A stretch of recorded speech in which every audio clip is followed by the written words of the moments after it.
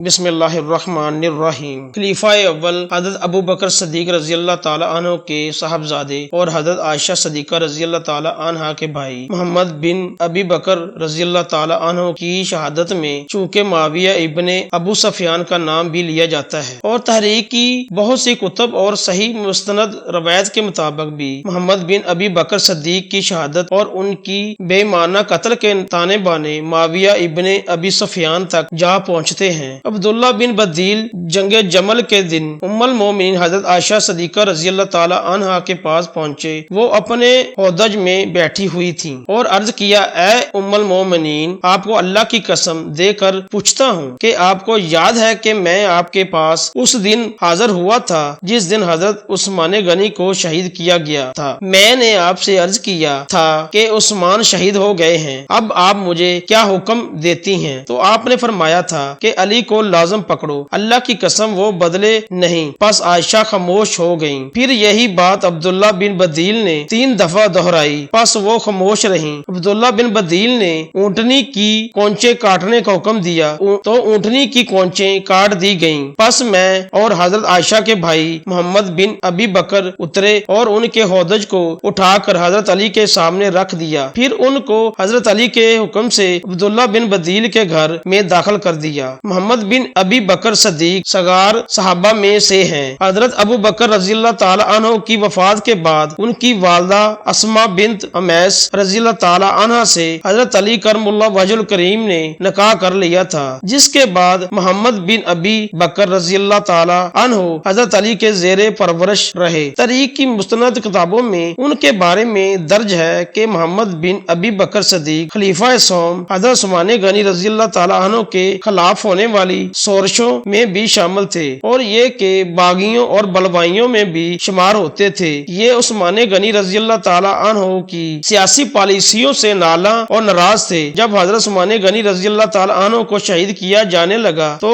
جن 2 افراد نے حضرت عثمان غنی رضی اللہ تعالی عنہ کو شہید کیا تھا، ان کے ساتھ تیسرے محمد بن ابی بکر صدیق ہی تھے۔ انہوں نے جا کر حضرت عثمان غنی رضی اللہ تعالی عنہ کی مبارک داڑھی کو پکڑا اور اس کو کھینچنے لگے اور کہنے لگے کہ تم نے سنت رسول کو تبدیل کیا ہے۔ حضرت عثمان غنی رضی اللہ تعالی عنہ نے ارشاد فرمایا کہ میاں صاحبزادے، اگر تمہارے والد محترم ابو بکر صدیق یہاں موجود ہوتے تو کبھی ایسا نہ کرتے جیسا کہ تم کر رہے ہو۔ میں سنت کو تبدیل کرنے والا نہیں بلکہ سنت پر قائم رہنے والا شخص ہوں۔ یہ سن کر محمد بن ابی بکر صدیق سخت نادم اور شرمندہ ہوئے اور وہاں سے لوٹ گئے۔ حضرت عثمان غنی رضی اللہ تعالی عنہ کی اہلیہ کے مطابق حضرت عثمان غنی رضی اللہ تعالی عنہ کو شہید کرنے والے افراد میں محمد بن ابی بکر صدیق شامل نہ تھے، بلکہ وہ حضرت عثمان غنی رضی اللہ تعالی عنہ کی شہادت سے قبل ہی وہاں نادم و شرمندہ ہو کر چلے گئے تھے۔ ایک اور روایت میں ہے کہ محمد بن ابی بکر حضرت عثمان غنی رضی اللہ تعالی عنہ کے گھر میں داخل ہوئے اور ان کو شہید کر دینا چاہتے تھے کہ حضرت عثمان غنی رضی اللہ تعالی عنہ نے ان سے کہا، رکو اے میرے بھتیجے، اگر تمہارے ابا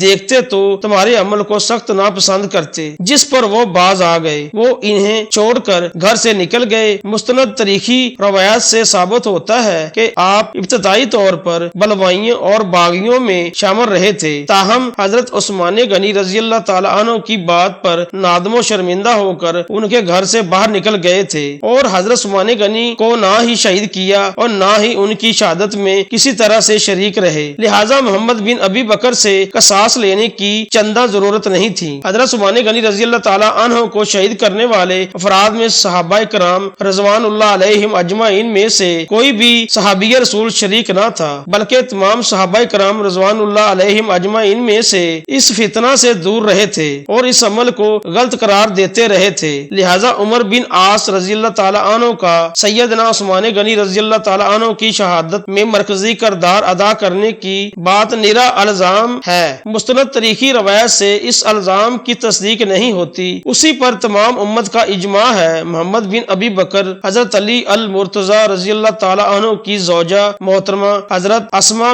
بنت امیس کے سابق فرزند تھے اور حضرت علی المرتضی رضی اللہ تعالی عنہ کے زیر کفالت جوان ہوئے تھے۔ جب سیدنا عثمان غنی رضی اللہ تعالی عنہ کی شہادت کا واقعہ پیش آیا تو حملہ آوروں کی سورشوں میں یہ برابر کے شریک رہے تھے اور قاتلین عثمان رضی اللہ تعالی عنہ کی حمایت سے دستبردار نہیں ہوئے تھے۔ محمد بن ابی بکر کا ان شورشوں میں شریک رہنا اور بغاوت کرنے والوں کی حمایت کرنا یہ ان کا ایک ذاتی معاملہ تھا۔ ان میں حضرت علی رضی اللہ تعالی عنہ کی رائے دوسری تھی اور وہ اس معاملہ میں حامی نہیں تھے، جیسا کہ شہادت عثمان غنی رضی اللہ تعالی عنہ کے واقعہ میں بیان کیا گیا ہے۔ خلیفہ سوم حضرت عثمان غنی رضی اللہ تعالی عنہ نے اپنے دور خلافت میں اپنے ایک رضائی بھائی عبداللہ ابن ابی سرح کو مصر کا گورنر تعینات کر کے مصر بھیجا، لیکن مصر کے مسلمان عبداللہ ابن ابی سرح کی گورنری سے اور اس کی سیاسی پالیسیوں سے سخت نالاں تھے۔ وہ ظالم اور سفاک قسم کا شخص تھا۔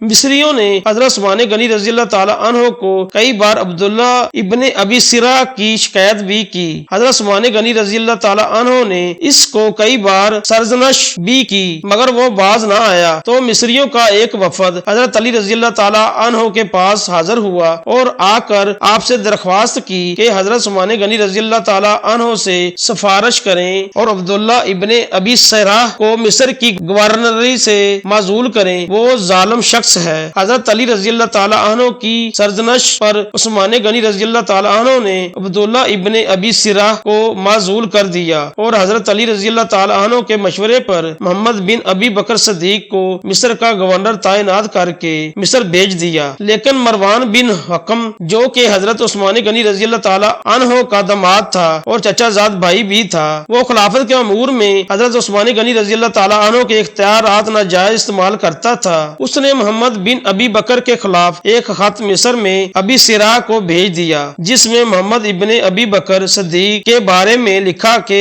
جیسے ہی تمہارے پاس مصر کی گورنری سنبھالنے کے لیے آئیں تو تم ان کو ان کے قافلے سمیت قتل کر دینا۔ اور یہ خط محمد بن ابی بکر صدیق کے ہاتھ لگ گیا اور وہ یہ خط لے کر حضرت علی رضی اللہ تعالی عنہ کے ہمراہ آئے اور حضرت علی رضی اللہ تعالی عنہ کے ساتھ امیر المومنین حضرت عثمان غنی رضی اللہ تعالی عنہ کے پاس پہنچے تو حضرت عثمان غنی رضی اللہ تعالی عنہ نے کہا، میں نے ایسے کوئی احکامات جاری نہیں کیے۔ بعد میں جب تحقیق کی گئی تو پتہ چلا کہ مروان بن حکم بدبخت نے حضرت عثمان غنی رضی اللہ تعالی عنہ کے نام کا سہارا لے کر اور ان کی مہر خلافت ثبت کر کے یہ خط لکھا تھا۔ عبداللہ ابن ابی سرح کو مصر کی گورنری سے معزول کر دیا گیا اور حضرت محمد بن ابی بکر صدیق رضی اللہ تعالی عنہ مصر کے گورنر تعینات کر دیا گیا۔ حضرت عثمان غنی رضی اللہ تعالی عنہ کی شہادت کے بعد حضرت علی رضی اللہ تعالی عنہ نے مصر میں محمد بن ابی بکر کو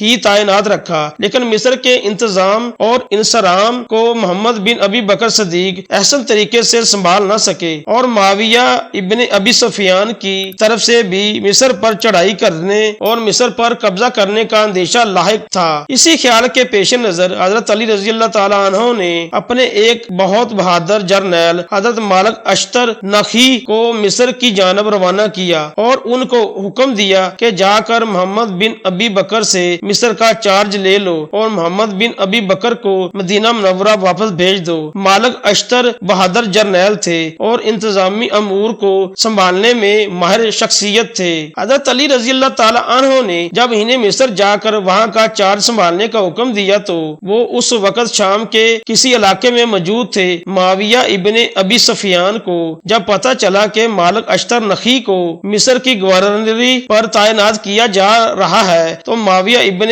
ابی سفیان سمجھ گئے کہ اگر مالک اشتر نخی مصر کا گورنر بن گیا تو پھر مصر پر قبضہ کرنا ممکن ہو جانے، کیونکہ مالک اشتر نخی کی انتظامی اور جنگی صلاحیتوں سے معاویہ ابن ابی سفیان اچھی طرح سے واقف تھے۔ چنانچہ انہوں نے اپنے ایک خاص آدمی کے ذریعے مالک اشتر کو دھوکے سے زہر دے کر مروا دیا اور مصر پر حملہ آور ہو گئے۔ مصر پر حملہ کرتے ہوئے عمر بن عاص جو کہ معاویہ ابن ابی سفیان کی فوج کے سپہ سالار تھے، انہوں نے جیسے ہی مصر پر چڑھائی کی تو محمد بن ابی بکر پسپا ہو گئے اور پسپا ہو کر راہ فرار اختیار کرنے پر مجبور ہوئے اور ایک غار میں چھپ گئے۔ عمر بن عاص نے اس غار سے انہیں گرفتار کر لیا اور انہیں بعض روایات کے مطابق محمد بن ابی بکر کو بھوکا رکھ کر شہید کر دیا گیا اور بعض روایت کے مطابق محمد بن ابی بکر صدیق کو قتل کر کے ان کی لاش کو ایک مردہ گدھے کے پیٹ میں